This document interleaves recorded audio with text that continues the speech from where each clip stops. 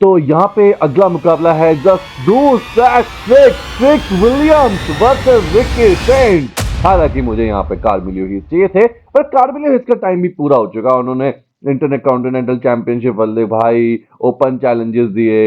Now it is में trick Williams की aura and trick Williams का सब कुछ अगर हम देखें तो उस मुकाबले थोड़ा सा रिकी सेंट की तरफ ज्यादा झुकाव जाता है।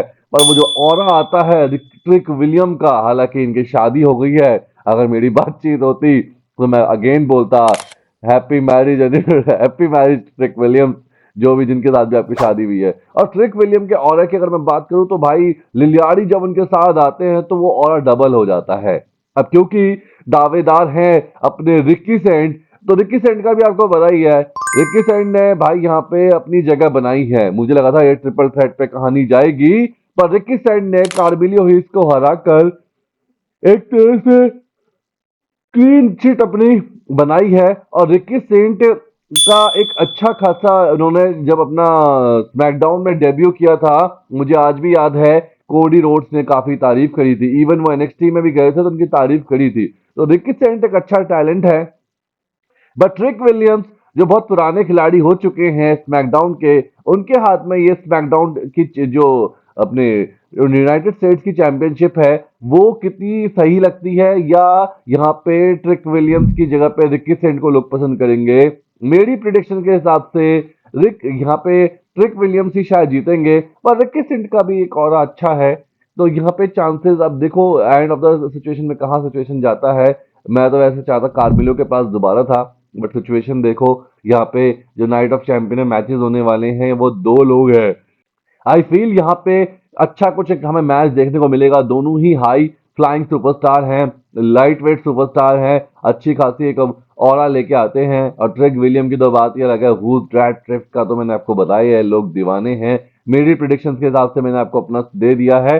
बाकी आपके हिसाब से कौन है, आप कमेंट सेक्शन में जरूर बताएं। और किस पर ये टाइटल ज्यादा जचेगा, क्या वो कार्मिलियो है, क्या वो ट्रिक विलियम है, क्या वो रिकी सेंट है। अगर आप भी इनके डाई हार्ट फैन हैं तो कमेंट सेक्शन में अपने सुपरस्टार के लिए पिन जरूर करिएगा। पर फिलहाल ये मुकाबला है Ricky Saint versus Trick William के बीच में, तो इसमें ही कमेंट्स आए तो ज्यादा अच्छा रहेगा। मैंने अपनी प्रिडिक्शन दे दी है रिकी सेंट्स के लिए।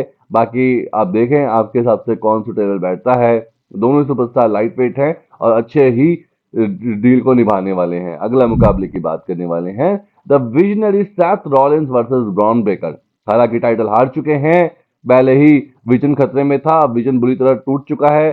भाई साहब लोगन पॉल इंजर्ड हैं, दो सुपरस्टार हैं, और यहाँ पे ब्रॉन ब्रेकर का मुकाबला वन ऑन वन है सेथ रॉलिंस के साथ। लास्ट टाइम भी था, बट इंटरफेरेंस काफी हुआ। पॉल हेमन का हुआ, लोगन पॉल का हुआ, और सो कॉल्ड अपने ऑसन थ्योरी का हुआ। तो यहाँ पे जो थे ब्रॉन ब्रेकर वो जीत तो गए थे, बट क्लीन विनर नहीं मिले थे। बट जिस हिसाब से सैथ रॉलिंस अभी दोबारा आए हैं, तो यहाँ पे चांसेस हैं कि यहाँ पे सैथ रॉलिंस ये मुकाबला जीतकर टाई कर ले। और हो सकता है कि ब्रॉन ब्रेकर इस बार इतने स्पीयर मारे कि सैथ रॉलिंस को शायद प्रॉब्लम ही आ जाए। क्योंकि इस हिसाब से तो देखा जाए तो ये रिवाइवरी बहुत लंबी खिंच चुकी है। And the so called Bron Breakker को भी यहाँ पे कोई अच्छा पुश नहीं मिल रहा है, उल्टा टाइटल और हार गए हैं।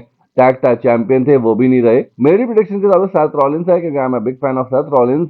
बाकी अगर आप ब्रॉन ब्रेकर के फैन हैं तो प्लीज कमेंट सेक्शन में हाजिरी लगाएं, आपके हिसाब से कौन जीतने वाला है मैच। तो मैंने अपनी प्रिडिक्शन दे दी है।